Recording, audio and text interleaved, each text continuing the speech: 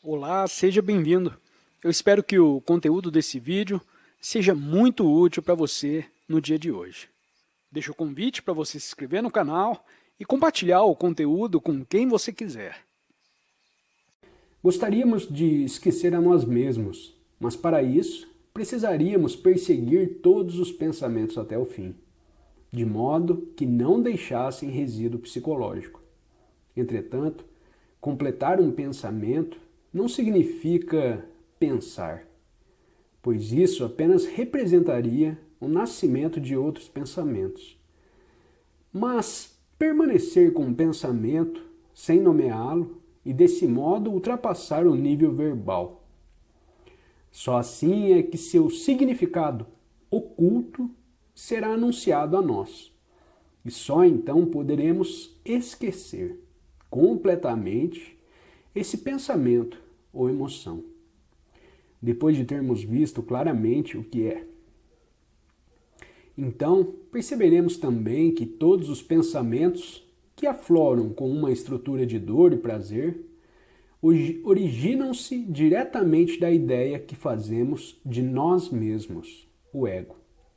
Não tivéssemos ideia de nós mesmos, tais pensamentos não surgiriam. A mente seria vazia. Do vazio de que fala Chitou, inane e espiritual, vazio e maravilhoso. No entanto, existe um círculo vicioso operando aqui, pois os pensamentos e as emoções formam o ego tanto quanto aqueles são formados pelo ego. O círculo vicioso, e com ele o ego, só poderá ser rompido quando completarmos cada pensamento, ou em outras palavras, pelo autoconhecimento, compreensão total de nossos processos mentais e de suas origens. Encerramos aqui a leitura desse capítulo. Deixo o convite para você se inscrever no canal. Segue o link dessa playlist para você acompanhar a leitura na ordem correta. Desejo a todos um ótimo dia, um grande abraço e até o próximo capítulo. Tchau, tchau.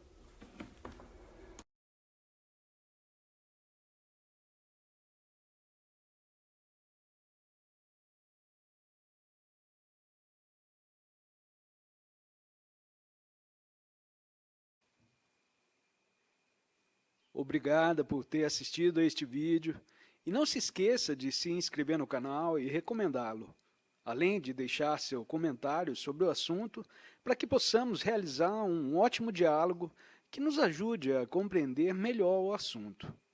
Tenha um ótimo dia e até o próximo vídeo.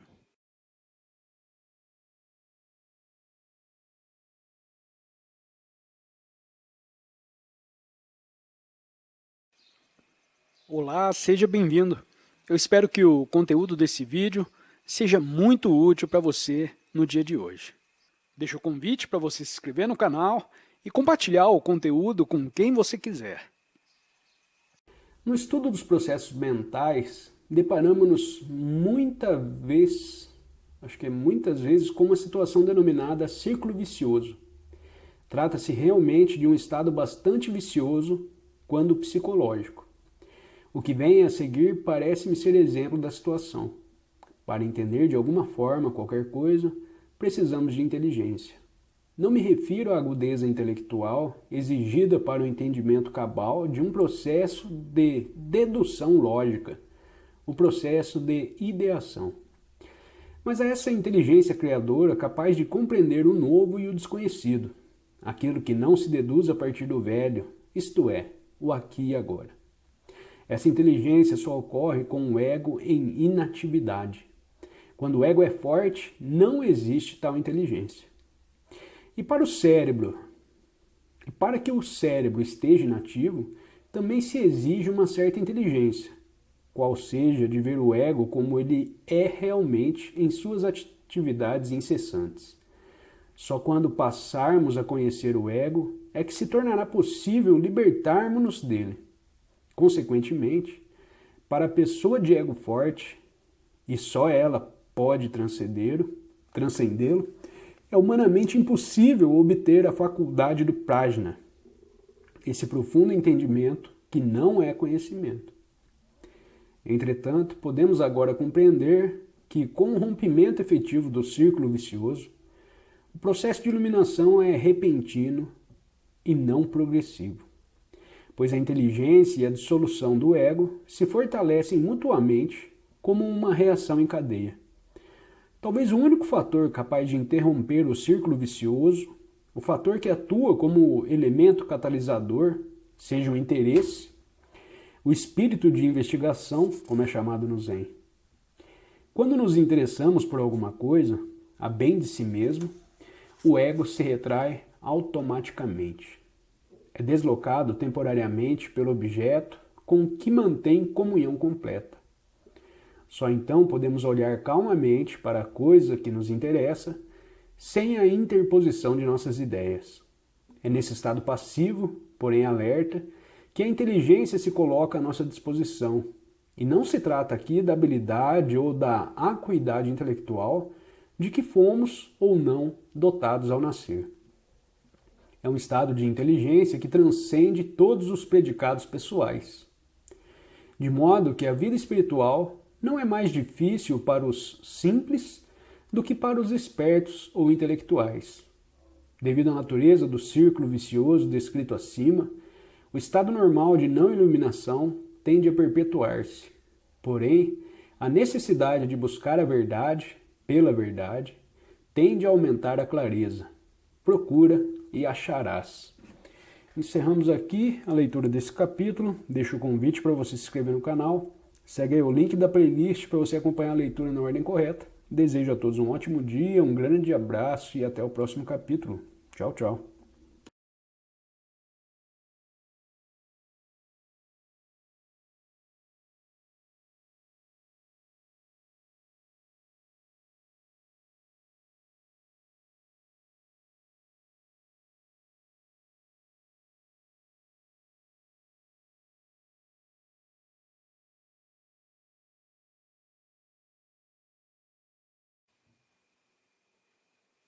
Obrigada por ter assistido a este vídeo e não se esqueça de se inscrever no canal e recomendá-lo, além de deixar seu comentário sobre o assunto para que possamos realizar um ótimo diálogo que nos ajude a compreender melhor o assunto. Tenha um ótimo dia e até o próximo vídeo.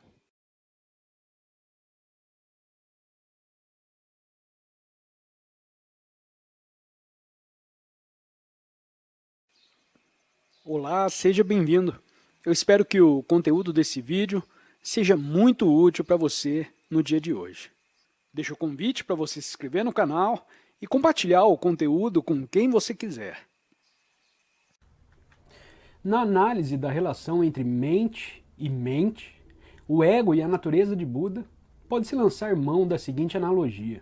Suponha-se que atiremos uma pedra em água parada. Imediatamente surgem ondas que parecem distanciar-se do centro do distúrbio. Seus raios vão aumentando e elas ainda produzem ondas secundárias ao atingirem obstáculos.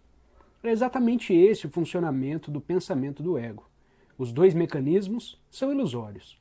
O afastamento das ondas em relação ao centro, naturalmente, constitui ilusão de ótica provocada pelos movimentos verticais e sincronizados das partículas da água segundo um determinado padrão. Em termos de distância do centro do distúrbio, porém essas partículas estão imóveis. Da mesma maneira, o ego é apenas um rumorejo, uma perturbação momentânea da mente que é denominada não nascida. Instalam-se a ilusão e o logro assim que consideremos as ondas como possuidoras de existência independente da água, ou que as experiências sejam diferentes da pessoa que experimenta. Ao invés de perceber que as ondas são a água, as experiências e a pessoa são um. Assim como a água produz a ilusão de ótica das ondas, o pensamento cria a ilusão do pensador. O tempo também constitui uma ilusão, pois sem a memória conheceríamos o tempo? Basicamente, a memória é a capacidade de o protoplasta reter, acumular um estímulo, uma característica da vida orgânica da maior importância para a sua sobrevivência, menos importante apenas que o fato da própria excitabilidade, que se pode chamar de propriedade distintiva do protoplasta vivo. Quando nos lembramos, acionamos de novo o estímulo. Portanto, sob este aspecto, somos apenas um aparelho de gravação. Alguns podem dizer.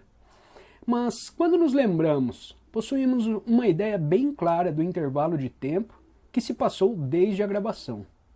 Mas isto não é tempo? Nesse caso, não seríamos mais que um gravador? Não trazemos conosco um verdadeiro sentido do tempo, como uma realidade primitiva, um tempo psicológico? Se o seu gravador é de fabricação muito antiga, ele perde em clareza e sonoridade. O mesmo se dá com a memória. Não é à toa que dizemos, lembro-me como se fosse ontem, sugerindo que além da intensidade do impacto original do engrama, existe uma importante correlação entre a clareza da lembrança e o intervalo de tempo desde que foi armazenada. Naturalmente, a história não acaba aí. Cercados de relógios e calendários, como estamos, conferimos continuamente o tempo cronológico. E lembramos-nos dessas conferências também na forma de datas, épocas e etc., juntamente com uma escala de tempo cronológico. Da mesma maneira que delineamos o curso de uma experiência científica num gráfico de tempo. Assim, fortalecemos continuamente a ilusão de tempo como algo que existe independentemente de nós. Na realidade, é a própria invenção da mente, pois nada existe exceto a experiência que denominamos agora, em relação ao que não é, passado e futuro. Reconhece-se que o agora, na qualidade de ideia de um ponto no tempo, surge como um novo conceito, na mesma posição que o passado e o que é postulado como uma linha divisória entre o passado e o futuro e que denominamos o ponto de interseção como o momento presente. Em última análise, portanto, não existe passado, nem presente e nem futuro como tempo, mas apenas a experiência do que é, o eterno agora, se o leitor preferir. O movimento do tempo, como normalmente o entendemos, só é possível pela memória que, tendo criado o passado, projeta para fora de si primeiro o futuro, depois o presente, como dimensões numa escala de tempo. Resumindo, podemos afirmar que tempo é igual à memória, que é igual a uma propriedade do protoplasta que retém alterações físico-químicas em sua substância. Esta é uma conclusão importante, pois em geral nos fiamos muito no tempo. Por exemplo, supomos que, com o tempo, poderemos entender, poderemos nos tornar uma pessoa melhor, constituindo o tempo um fator de transformação e etc. Ou afirmamos que, no decurso de um processo de evolução, por fim se criará uma sociedade melhor. A sociedade melhor virá, mas estará baseada na substituição de um conjunto de condicionamentos por outro. Consequentemente, poderá ser melhor do ponto de vista convencional, mas ainda assim se fundamentará na ilusão da consciência do eu, e, portanto, conterá a semente de sua desagregação. A sociedade realmente difere, isto é, uma comunidade de pessoas vivendo a verdade, a realidade e não a ilusão, só poderá surgir por uma revolução. A revolução espiritual, pela qual o indivíduo caminhe resolutamente para fora do tempo, ou seja, renuncia ao processo do vir a ser. A vida é como um filme. A mente só consegue apreendê-la em pequenas doses, examinando-a plano por plano, isto é, momento a momento. E da mesma forma que um projetor de cinema cria a ilusão de movimento, a mente cria a ilusão de passado, presente e futuro, simplesmente por ser incapaz de perceber a realidade de outra maneira, que não numa estrutura de espaço e tempo. Mas isso não é surpreendente quando nos lembramos do que a própria mente, a autoconsciência, é o resultado da continuidade do tempo, e que, portanto, jamais conseguirá ultrapassar as próprias limitações e perceber que é intemporal. Em última análise, existe apenas o pensamento transitório. Agora que já investigamos a natureza do tempo, o passo seguinte, logicamente, será examinar a do espaço. Pois se o tempo é algo inventado pela mente, o espaço existe? O espaço é o resultado do conceito de tempo ou vice-versa. Dizemos que um objeto se desloca do ponto A ao ponto B no espaço, necessitando de uma duração de tempo. Nota, parece-me cabível a seguinte anedota zen. Um dia, quando Iacujo e seu mestre Baso saíam juntos de casa, avistaram um bando de patos selvagens em revoada. Onde estão eles? Perguntou Baso. Já voaram para longe, mestre. Subitamente, Baso tomou o nariz de Iacujo entre os dedos e o torceu. Subjugado pela dor, Iacujo gritou: Ai! Ai! Disseste que voaram para longe, afirmou Baso, mas estavam todos aqui desde o princípio. Então o suor escorreu pelas costas de Iacujo e ele teve o Satori. Voltando para o texto, mas se este último não existe, o fenômeno do movimento é uma ilusão. Mais uma notinha aqui. Demonstra-se que a conclusão a que chegamos tão laboriosamente pode representar um entendimento direto e imediato no Zen com a seguinte citação. Naquele tempo, o Bhikkhu Yenchung, mestre do Dharma, falava no templo sobre o Mahaparinirvana Sutra. Eis que um dia, quando uma flâmula começou a balançar com um vento, 2 bhikkhus puseram-se a discutir sobre o que se movia, o vento ou a flâmula. Como não chegavam a um acordo, sugeri-lhes que nenhuma das duas coisas e que o que realmente se movimentava eram suas próprias mentes. Voltando ao texto, e portanto o cenário exigido para a ocorrência desse fenômeno no espaço também é ilusório.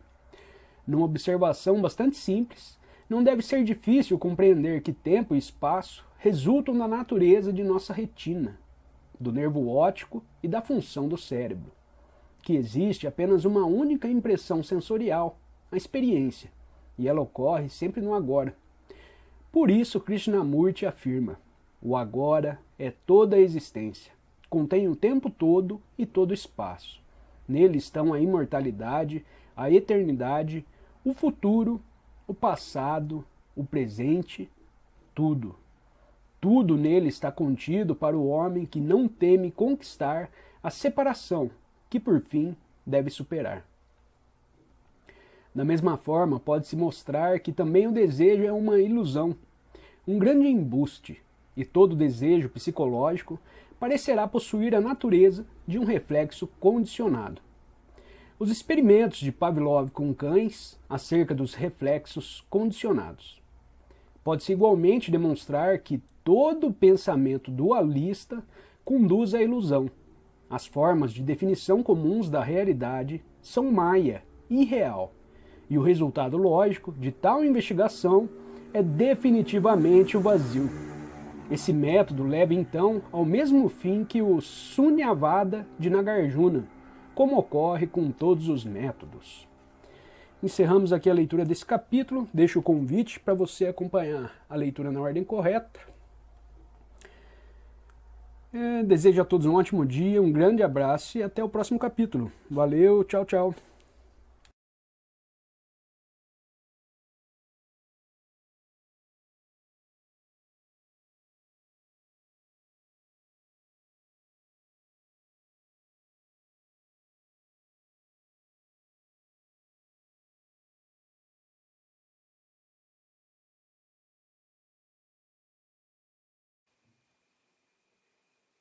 Obrigada por ter assistido a este vídeo e não se esqueça de se inscrever no canal e recomendá-lo, além de deixar seu comentário sobre o assunto para que possamos realizar um ótimo diálogo que nos ajude a compreender melhor o assunto.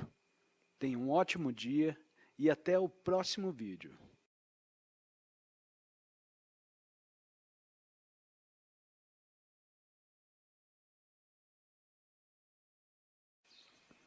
Olá, seja bem-vindo. Eu espero que o conteúdo desse vídeo seja muito útil para você no dia de hoje. Deixo o convite para você se inscrever no canal e compartilhar o conteúdo com quem você quiser. Penetrar no vazio não constitui apenas etapa dificílima de transição, mas também de início, uma experiência bastante dolorosa. Ao realizarmos o vazio na mente, poderemos entender de maneira clara, simultaneamente, que se separam de nossas vidas os fatores negativos, fonte de sofrimento mais óbvias, assim como os positivos, desde os prazeres mais primitivos até os mais refinados, as muitas coisas por que ansiávamos. Essa sensação de vazio, de lacuna, equivale ao sofrimento de uma grande dor, a um sentimento de desespero. Só quando abandonamos por completo o mundo do pensamento e nos achamos diretamente no vazio, quando nos tornamos o vazio, é que cessa a dor, porque ela é causada por um resquício da necessidade de realização de um desejo. Nessa etapa, por mais rarefeito ou sutil que seja esse desejo, ele ainda subsiste e continuará existindo até que a pessoa que vive a experiência, o ego, se vá por inteiro. Enquanto isso não ocorre, existe o medo da absorção completa pelo vazio.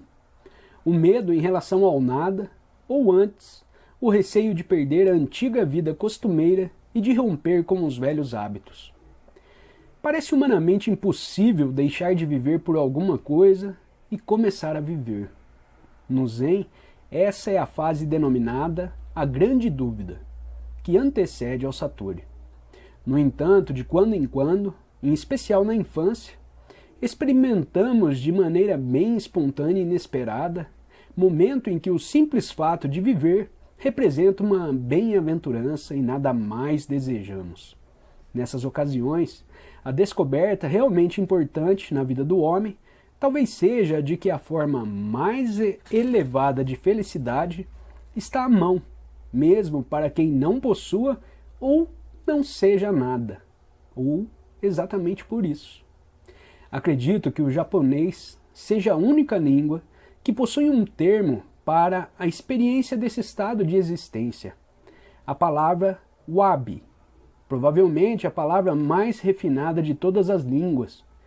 Talvez ainda encontremos-la no poemeto a propósito do mestre do Zen Pang Shushi, do século IX, que por nada possuir, vivia continuamente no vazio. Segue o poema. O velho Pang de nada precisa no mundo.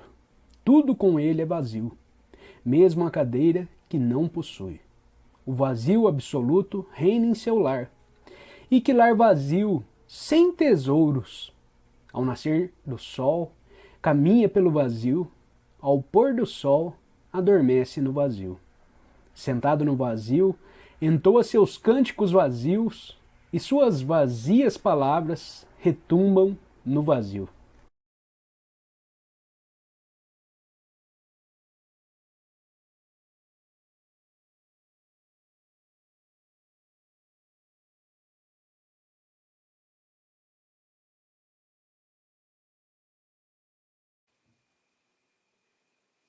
Obrigada por ter assistido a este vídeo e não se esqueça de se inscrever no canal e recomendá-lo, além de deixar seu comentário sobre o assunto para que possamos realizar um ótimo diálogo que nos ajude a compreender melhor o assunto. Tenha um ótimo dia e até o próximo vídeo.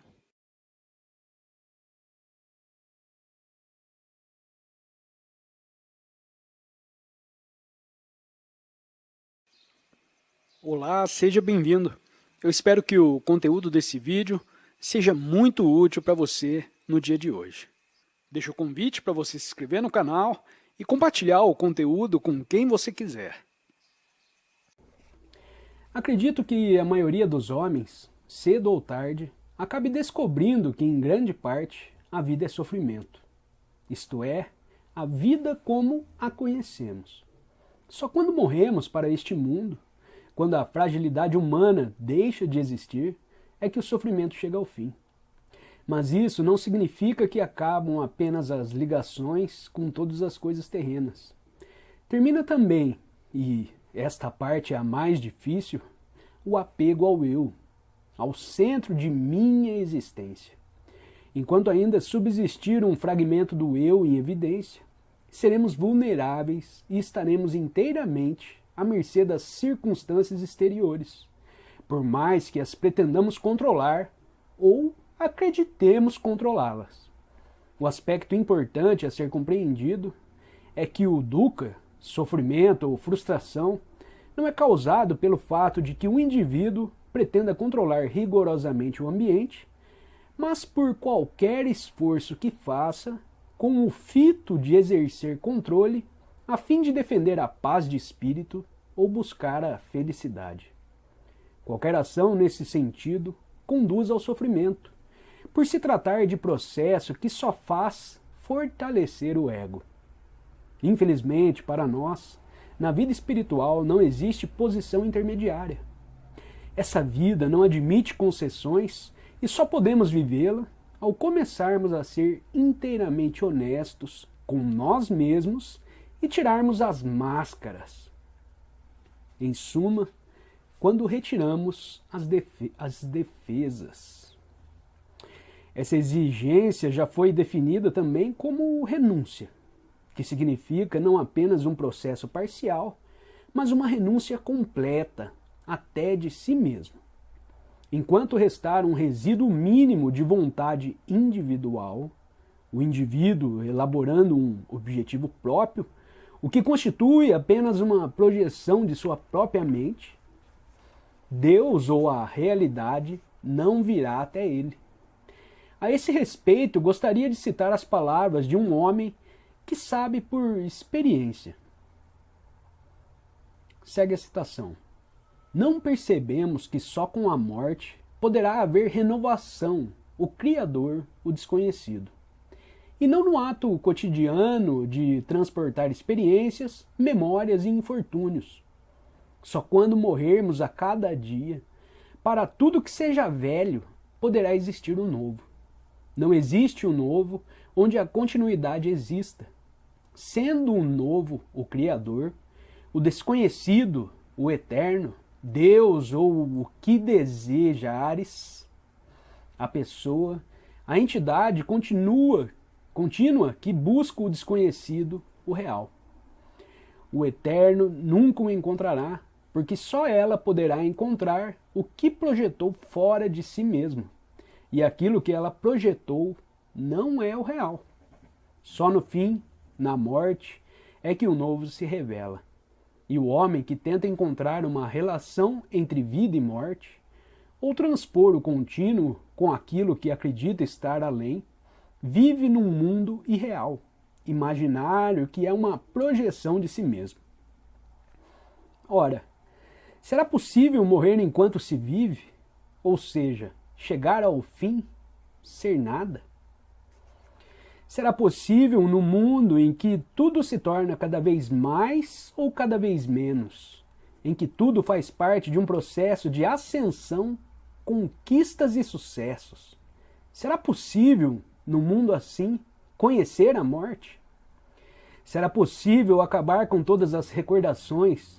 Não a recordação de fatos ou do caminho de casa e coisas desse tipo, mas a ligação íntima da memória com a segurança psicológica, as recordações que se guardam, que se acumulam e nas quais se busca segurança e felicidade.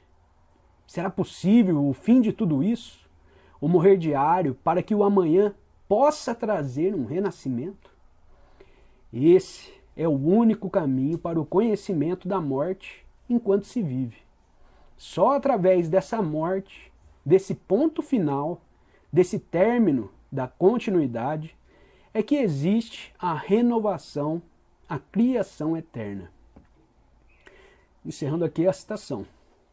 Em essência, todas as religiões apontam para a mesma verdade. Na terminologia cristã não se faça a minha vontade, e sim a tua. Lucas capítulo 22, versículo 42.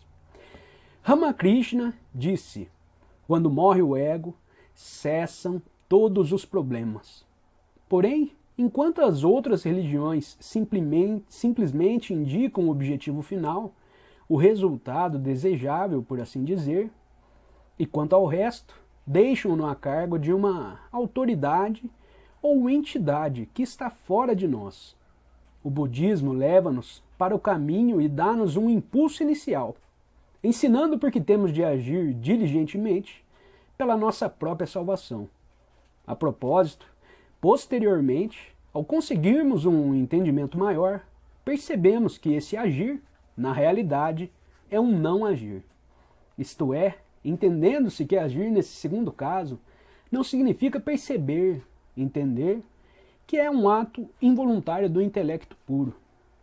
Não se sugere aqui que uma pessoa faça alguma coisa em particular em sua vida interior, mas que, pelo contrário, não mais deseje modificá-la de modo algum. Fazer alguma coisa a respeito, é aí que já demos o nome de processos de renúncia completa. Com efeito, pode-se afirmar que o inestimável serviço prestado pelo budismo foi o de dar-nos um impulso inicial.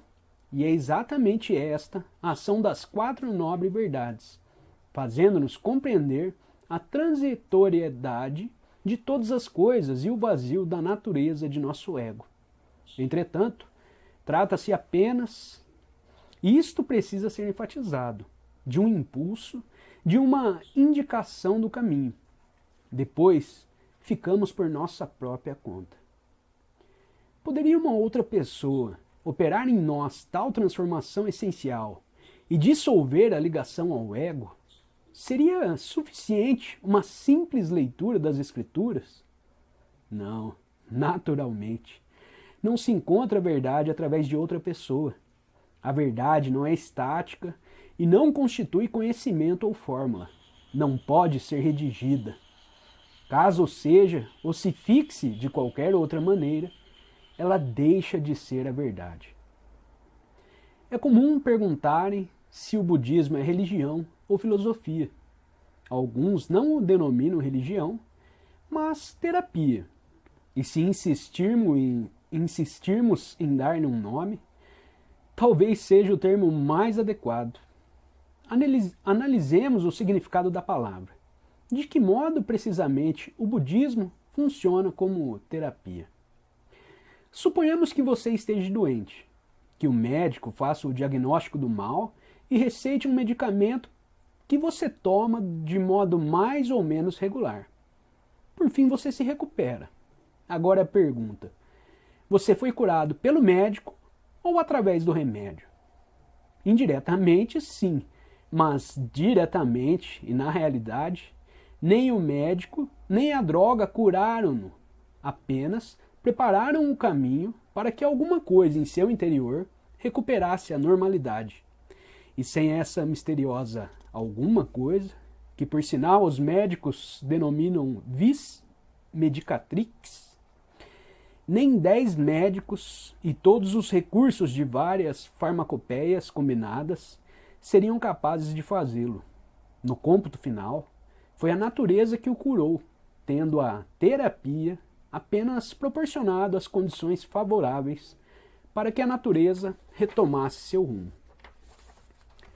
O budismo, de maneira semelhante, constitui uma terapia no sentido de preparar o caminho para que alguma coisa dentro de você comece a funcionar regularmente de forma correta. Procura remover os obstáculos do caminho e, para tanto, em primeiro lugar, revela-nos esses obstáculos. Ou, em outras palavras, remove a avidya, a ignorância. Resumidamente, é esta a terapia e a essência da abordagem do Zen na autorrealização. A propósito, não empreguei o termo iluminação por acreditar que, de alguma forma, ele seria confuso. Nada de novo nos é dado ou acrescentado. Trata-se apenas de despertar o que esteve presente, o que sempre foi parte de nós, embora em estado latente. A partir desse ponto de vista, concordo com Alan Watts, em que seria melhor adotarmos o termo despertar, palavra que evoca menos associações enganosas. Vimos, portanto, que o Zen atua por meio da abordagem negativa, pelo não agir. Ensina através do não ensinar, pois pelo não agir, ele permite que o tu, que não és, se encarregue de tudo, ou que, mais simplesmente, ele seja por si mesmo. Poder-se afirmar também que ele funciona como um catalisador, que é, por definição, uma substância cuja simples presença opera rápida transformação sem se afetar com ela. Neste ponto, o nosso vocabulário está longe de adequar-se ao nosso objetivo. Mas podemos lançar mão de excelente expressão. O tu que não és.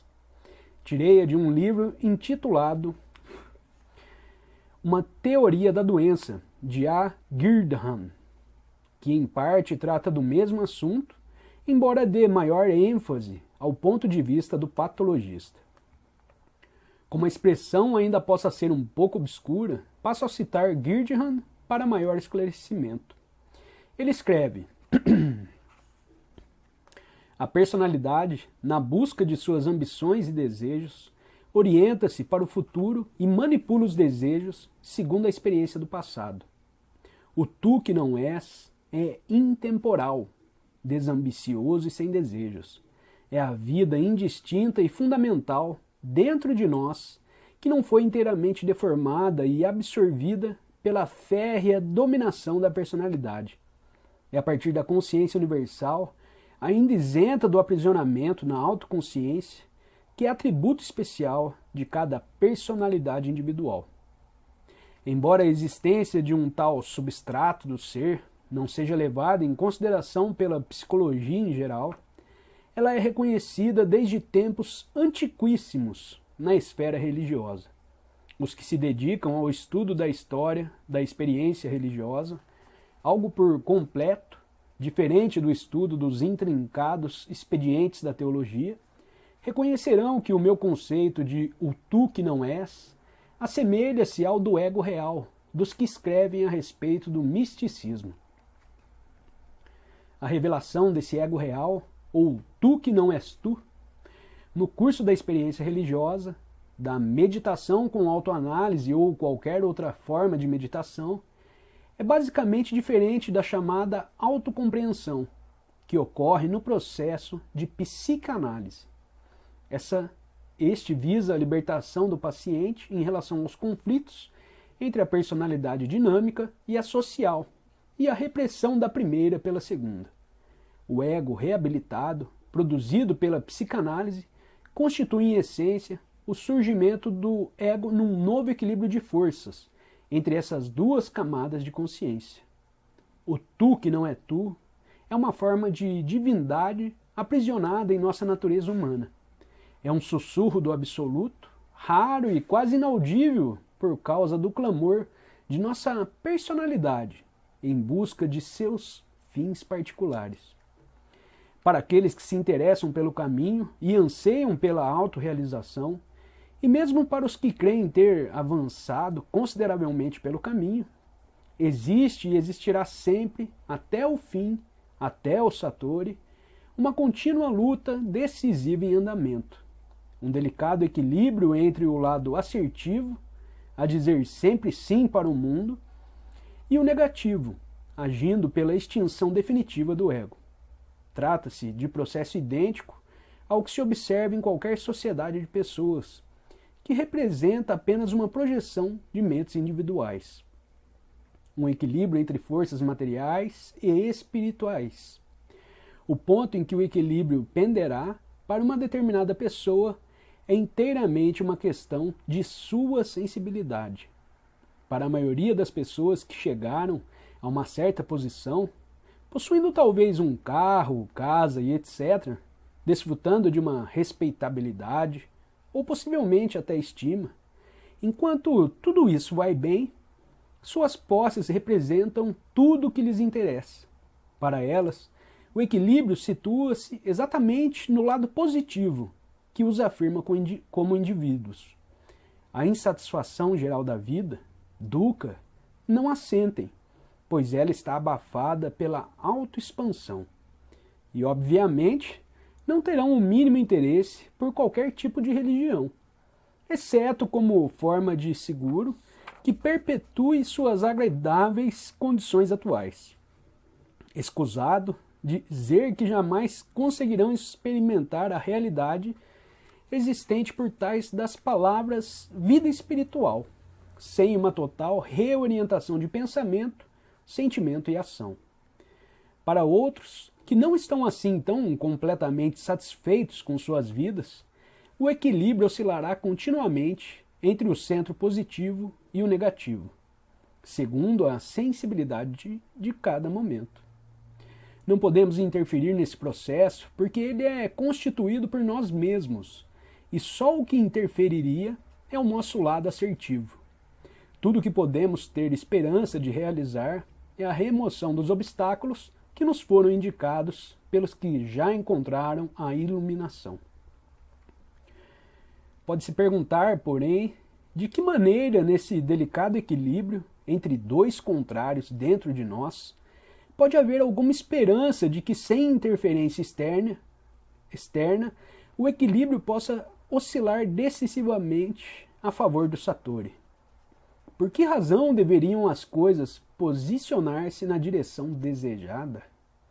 A resposta é a tendência natural de o maior sempre superar o menor. O não-ego é o maior. De fato, o ego nele se baseia, já que é um artefato, uma elaboração da mente e assim não assentado na realidade.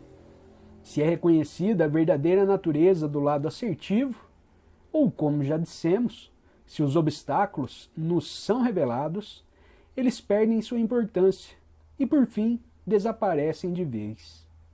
Eles nunca tiveram qualquer existência independente e se originaram de nossa visão defeituosa.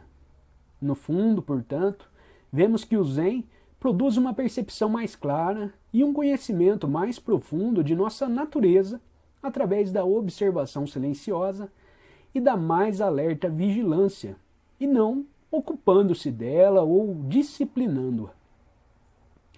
Ao agir dessa maneira, empenhamo-nos na verdadeira meditação, processo de autoconhecimento e completo autoentendimento, e por conseguinte, único meio de libertarmos-nos de nossos egos. Essa meditação não exige isolamento ou um período de tempo pré-estabelecido.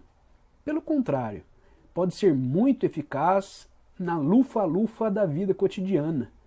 Pode se tornar, por assim dizer, uma segunda natureza, na maior parte do tempo que passamos acordados. E depois descobriremos que ela existe também nos sonhos. Esse também é o significado da recomendação de Krishnamurti ao afirmar: para entenderes a ti mesmo, deves te sentir e observar-te em teu relacionamento com as pessoas e as ideias.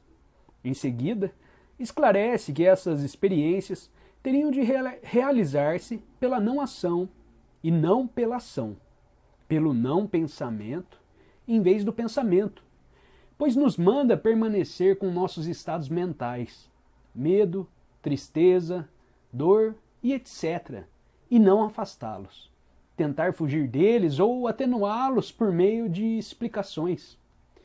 Neles, devemos aprofundar-nos mais pelo conhecimento passivo, que é a extrema receptividade, de momento a momento, sem acumular a experiência que acompanha o conhecimento.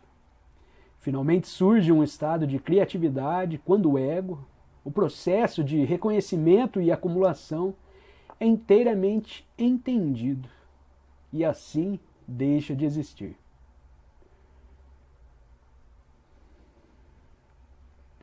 Acredito ser correto afirmar que a pessoa comum está possuída, escravizada, não apenas às suas posses, mas ainda pior, a seus pensamentos e emoções. Considera-se muito superior a um aparelho de controle mecânico, um cérebro eletrônico, por imaginar-se livre para pensar, ao passo que o cérebro eletrônico depende do tipo de programação. Afirmo, porém, que em relação à pessoa comum, esta é uma falácia absoluta, pois ela também está programada pelo condicionamento de toda a sua vida. Essa pessoa, ao deparar-se com determinados estímulos do mundo exterior, reage sempre de maneira automática, governada pelo raciocínio do ego. Às vezes, esse raciocínio pode camuflar-se de tal forma que se assemelha à razão pura. Os psicólogos estão familiarizados com o fenômeno e chamam-no racionalização. Se dispuséssemos de todos os dados relativos ao estado mental dessa pessoa, seu comportamento seria inteiramente previsível e então veríamos que desde o princípio ela nunca usufruiu da menor liberdade interior e independência, mas que todas as suas ações foram dirigidas pelas exigências do eu, ou, em um sentido mais amplo da palavra, pelo desejo de uma forma ou de outra, e que, portanto, todas as suas ações eram, na verdade, reações. O Zen tem por objetivo, realmente, o libertar-nos de maneira absoluta dessa escravidão. Consegue-o não pela destruição das emoções, mas do estado emotivo, que é outra coisa. Neste não existe interrupção na dominação de determinada disposição emocional que falseia todos os nossos pensamentos e ações. Seja essa disposição de abatimento ou até de entusiasmo. É um estado em que vence nosso lado assertivo. Naturalmente, é isso que nos dá continuidade como entidade psicológica. Em outras palavras, a manutenção do ego. Quando a observação se faz presente nela, ela provoca o seguinte efeito peculiar. Aceitando uma a uma as emoções, à medida que aparecem, avaliando-as pelo que são, manifestações do pequeno eu e, portanto, completamente insignificantes de qualquer outro ponto de vista, apenas olhando para, elas dessa maneira se tornam inofensivas e, como primeiro resultado, chega-se a um equilíbrio mais sensato entre o ego e o não ego, e, por fim, a completa dissolução do ego. De um ponto de vista filosófico ou cibernético, pode-se afirmar que o tálamo, centro das emoções, subordina-se ao córtex e não o contrário. Os impulsos nervosos dos órgãos sensoriais para o córtex atravessam o tálamo, onde originam as emoções. Com a observação, existe uma contínua realimentação do córtex para o tálamo, de que resulta a neutralização da ação deste último. Quando a observação já está atuando há algum tempo, descobre-se gradualmente que o subconsciente se esvazia.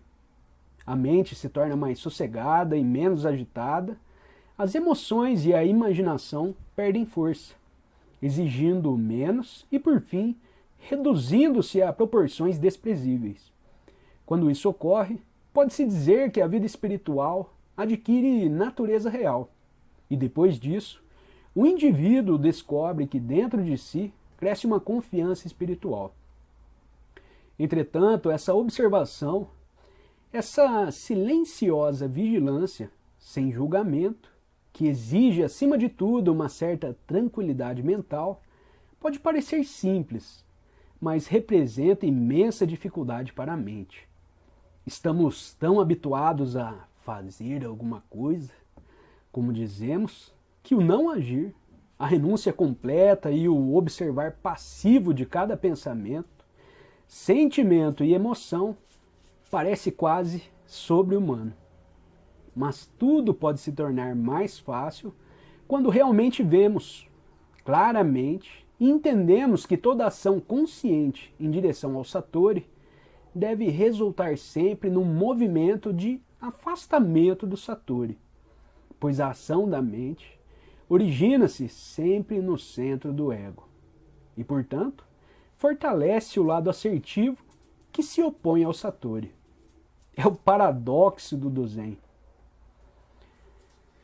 Quanto mais queremos, menos temos possibilidade de conseguir. É como perseguir a própria sombra. Quanto mais corremos, mais depressa ela se afasta. Deve estar claro, consequentemente, que o Zen não poderia agir por outros meios que não o do não agir, e que o caminho, na realidade, é o não caminho, já que não há trilha para a iluminação. O lugar onde estamos é aquele onde sempre estivemos. Em Zen in the Heart of Archery, de E. Ergel, narra-se como o mestre nunca transmitiu ensinamentos a respeito do manejo do arco, mas ensinou de alguma misteriosa maneira negativa, muito desconcertante para os não iluminados. O autor desta obra finalmente conseguiu lançar suas flechas através de um tipo de não-ação, que ficou inexplicável até para ele mesmo.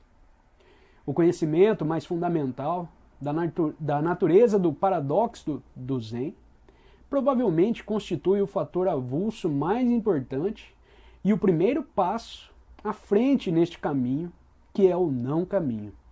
Nós o encontramos refletido nas palavras de vários mestres do Zen, dentre os quais gostaria de citar apenas alguns.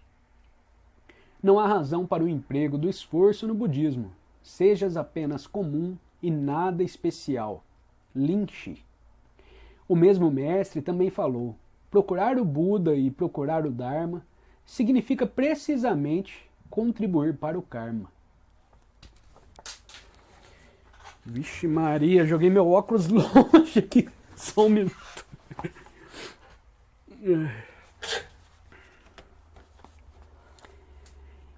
Entrega-te ao flaino e para de te preocupar. Se teus pensamentos estão ligados, estragas o que é genuíno. O sábio não se esforça. Wu Wei. O ignorante prende a si mesmo. Se atuas sobriamente com a própria mente, como podes evitar uma enorme confusão? Seng Tsan. Meus ensinamentos, que advêm dos antigos Budas, não dependem da meditação ou da diligente concentração de qualquer tipo. Ao conseguires a introspecção que o Buda conseguiu, entendes que mente é Buda e Buda é mente. Que mente, Buda, seres sencientes, bode, iluminação e klesa, paixões, constituem uma única substância, embora variem nos nomes. Shitou. A mensagem negativa do Zen também é bem formulada por uma definição simples e bastante sucinta do Zen. Sem pensamento, sem reflexão, sem análise, sem refinamento, sem intenção. Deixa-o instalar-se. Extraído de Os 6 Preceitos de Tilopa. Este, a meu ver, é um belo resumo que ainda menciona os diversos obstáculos como o pensamento, ganância e etc. Em suma, as atividades incessantes da mente têm que chegar ao fim para que ele possa se instalar. Todo o preparo do Zen, em essência, não é uma preparação direta para o Satori, mas apenas indireta. Só é direta de uma maneira negativa, a desobstrução dos impedimentos que se erguem no caminho da iluminação. Pode-se afirmar que o maior obstáculo para o Satori, portanto, é representado pelo Tu, o ego, já que todos os empecilhos se originam desta fonte, que sempre tenta se fortalecer em virtude de ser o ego, e assim interfere a todo instante no mecanismo do não-ego, em que a existência de uma pessoa se baseia. Não ocorre transformação fundamental alguma enquanto não estiver absolutamente claro que todas as atividades e lutas da mente são engendradas pelo ego. Este ego que em si constitui a elaboração artificial da mente, que não possui realidade a não ser em nossa mente, e que existe apenas esse ego que se coloca entre nós e a felicidade, e a liberdade absolutas. Mas também é necessário que esteja evidente que o satori que ocorre quando esse círculo vicioso, e com ele o ego, se rompe, não representa, como pensam algumas pessoas, a vitória final, depois da qual realmente somos alguém, mas pelo contrário, a completa e definitiva derrota, o eterno silenciar de nosso lado assertivo, a transformação em algo como nada. Então, pela primeira vez, o indivíduo vê o mundo de um ponto de vista absoluto e abandona a disputa com a sua própria natureza humana. No processo que conduz à eliminação do ego, que pode se desenvolver ao se deixar que as coisas se resolvam por si mesmas, é quase certo que entre em cena um importante fator, a experiência da humilhação. Essa experiência específica, sentida como humilhação pela pessoa comum, não provoca a mesma sensação quando vivida pelo iluminado, por não mais haver consciência do eu que possa ser afetada. A intensidade com que a humilhação ainda se faz sentir como dor constitui indício da força do ego. Outro aspecto importante é que para o não iluminado, cuja atitude em relação ao caminho é sincera, a humilhação pode representar grande auxílio no processo de despertar. Talvez seja esse o verdadeiro significado do sofrimento. Através dele, podemos encontrar um caminho para superar esse sofrimento e encararmos a realidade de frente. O mesmo princípio dos efeitos potencialmente benéficos da humilhação parece-me valer para o significado mais profundo de certos procedimentos estranhos em mosteiros do Zen. É comum lermos a respeito de algum discípulo, em busca da mais alta verdade, ser relegado aos serviços da cozinha ou outras tarefas subalternas, e talvez, ao se aproximar do mestre com um pedido de lição, receber como resposta, vá lavar os pratos, ou algo semelhante. Isso pode nos surpreender e parecer um tanto grosseiro ou até engraçado. Mas, de novo, temos de nos lembrar que os ensinamentos do Zen regulam-se pelo não ensinar, e que só o mestre tem condições de dizer o que é melhor para cada discípulo em particular. Além do mais, dessa maneira, este pode descobrir que a vida espiritual não está afastada da existência cotidiana, e pode ser alcançada através de uma vida perfeitamente comum e do não fazer qualquer coisa especial.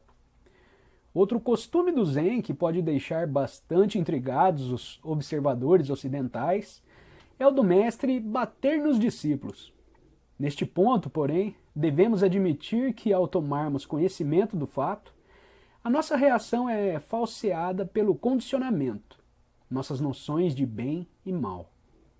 No Zen inexistem essas considerações. O único critério é o dos meios para um fim. O upaya do budismo, que significa aproximadamente meio hábil, sendo o fim, neste caso, representado pelo despertar mais rápido possível do discípulo. O tratamento austero, os 30 golpes e etc., parecem me ter duplo significado. Em primeiro lugar, podem ajudar o discípulo no sentido de fazê-lo conhecer profundamente a sua consciência do eu, para que ele, por fim, possa transcendê-la.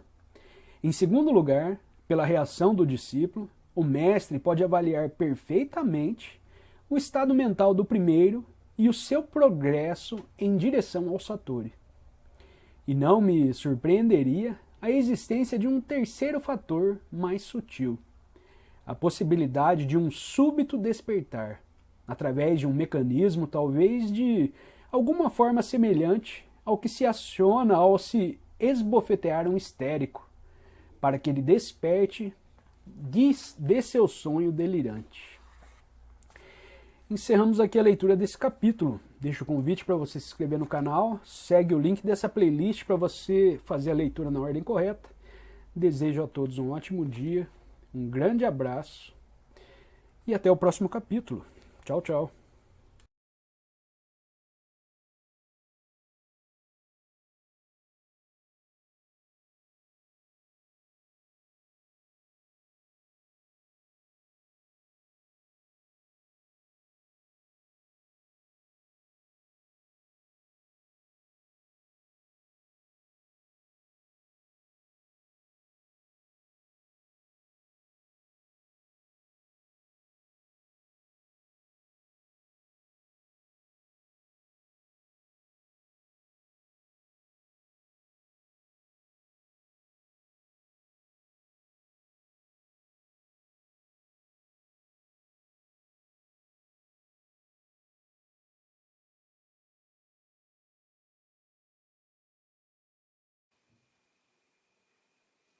Obrigada por ter assistido a este vídeo e não se esqueça de se inscrever no canal e recomendá-lo, além de deixar seu comentário sobre o assunto para que possamos realizar um ótimo diálogo que nos ajude a compreender melhor o assunto. Tenha um ótimo dia e até o próximo vídeo.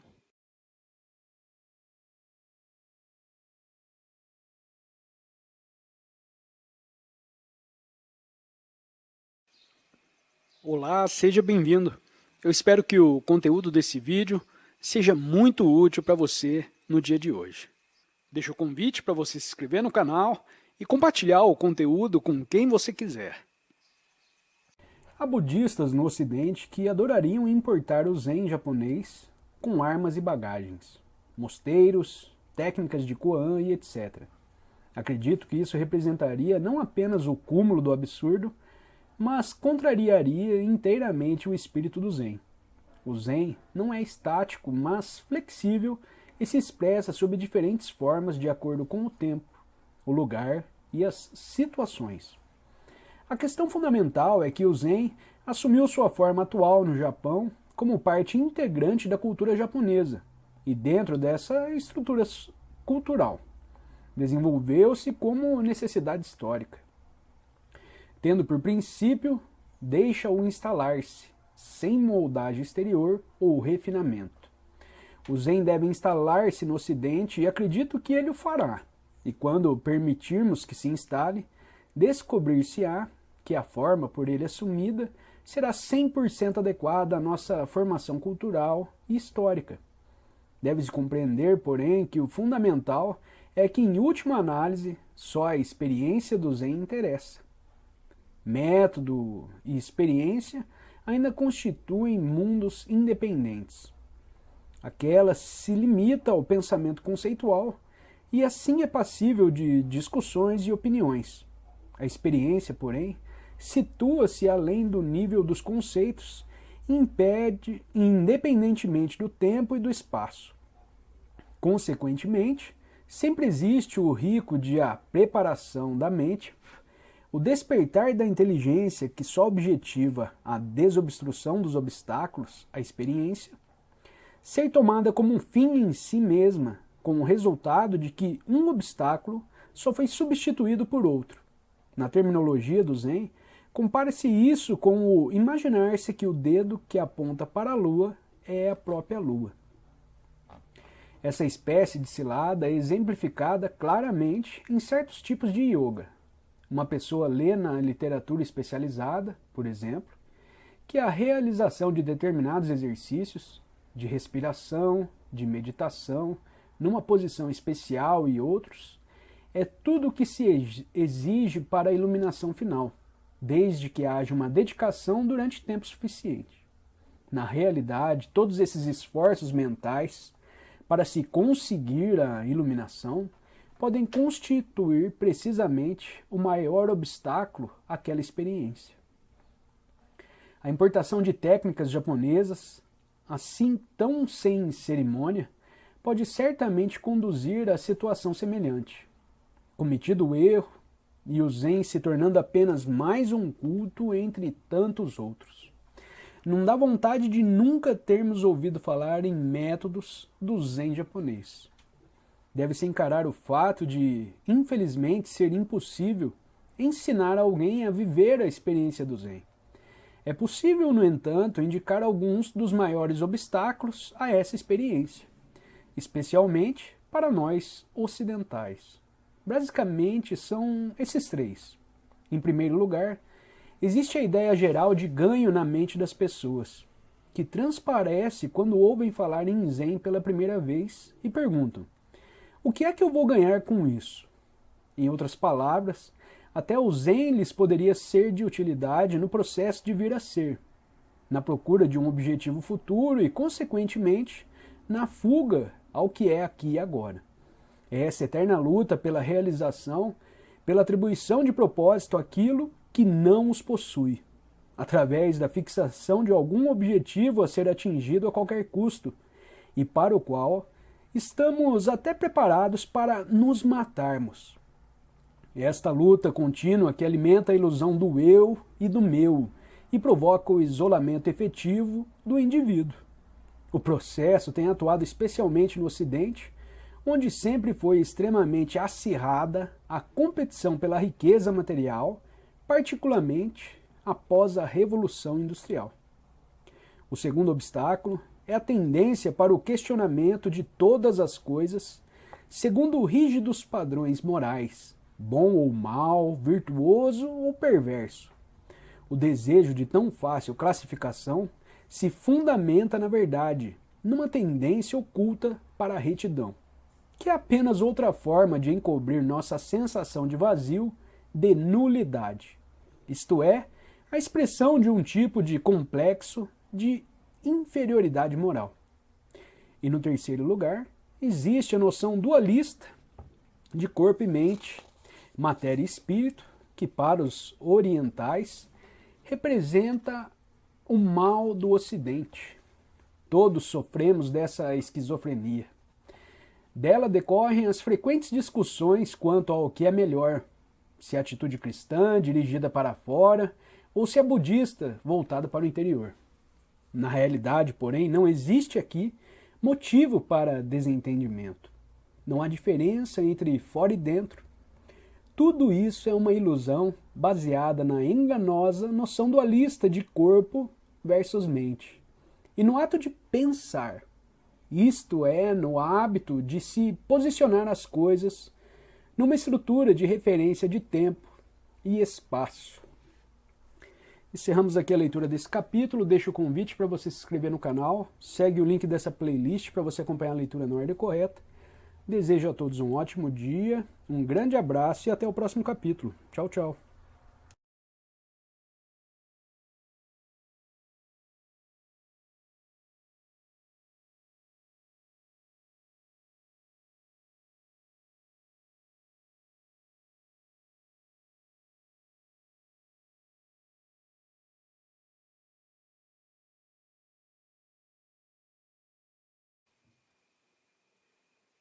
Obrigada por ter assistido a este vídeo e não se esqueça de se inscrever no canal e recomendá-lo, além de deixar seu comentário sobre o assunto para que possamos realizar um ótimo diálogo que nos ajude a compreender melhor o assunto.